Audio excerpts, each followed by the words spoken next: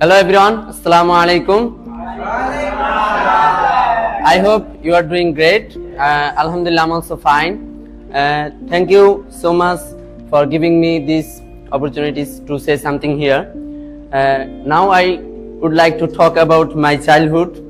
My childhood was one of most happiness time in my life, and this is a very funny story.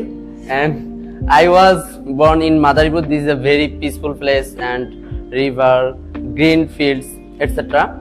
And I spent most lot of time with my family, with my friends, with my cousins. My parents always taught me to be honest, kind, and respectful and hardworking. But I'm not hardworking, respectful.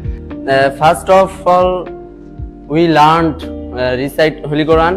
Then sometimes we learned Bengali, English, mathematics, and my teachers were very kind and always support me.